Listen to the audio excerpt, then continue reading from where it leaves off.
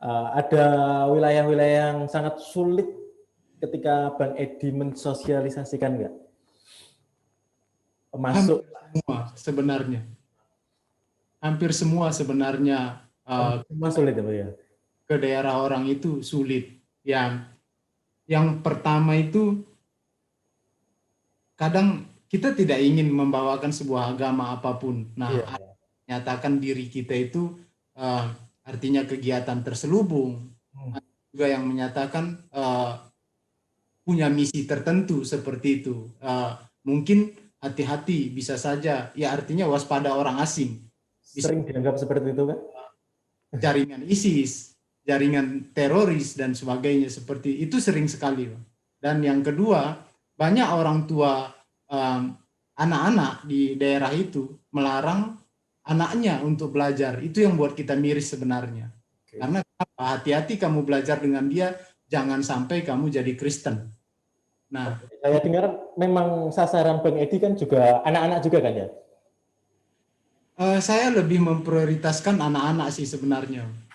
Karena kenapa? Nah, anak-anak adalah generasi penerus kita begitu. Nah, karena mindset mereka ataupun daya pikir mereka itu lebih mudah tanggap ataupun lebih gampang di mencerna, lebih gampang mencerna. Dan ya saya sih berharap anak-anak generasi sekarang janganlah sama seperti generasi kita begitu. Ya, karena kenapa? Banyak hal sebenarnya yang kita terima yang salah. Ya, contoh misalnya, ya buanglah sampah pada tempatnya. Itu dulu di SD sering, buanglah sampah pada tempatnya. Nah, otomatis kalau kita buang sampah ke tempatnya dan setelah ada di tempatnya, kemana kira-kira sampah tersebut akan dibuang?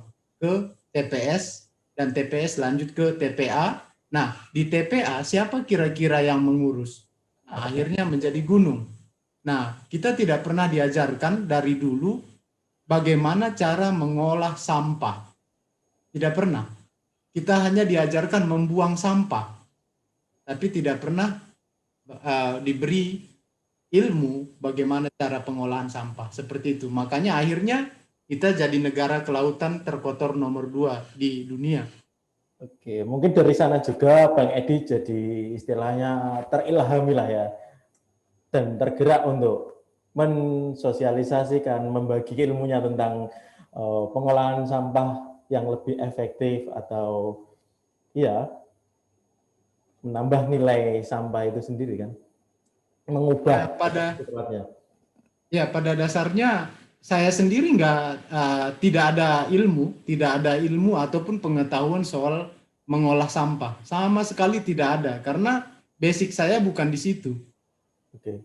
Tetapi ya saya pikir tidak ada yang tidak mungkin. Tidak, artinya kita benda hidup. Nah, kita yang harus mengakali benda mati. Jadi apa sih yang tidak bisa kalau kita pikirkan? Ya contoh kecil, anggaplah seperti pulpen ini, pena ini.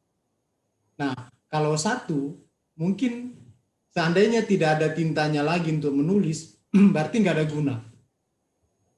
Nah, tapi kan kalau pulpen ini ada 6 truk, bisa nggak jadi dinding rumah? Pasti bisa. Terima kasih sudah nonton. Jangan lupa like, subscribe, dan share ya.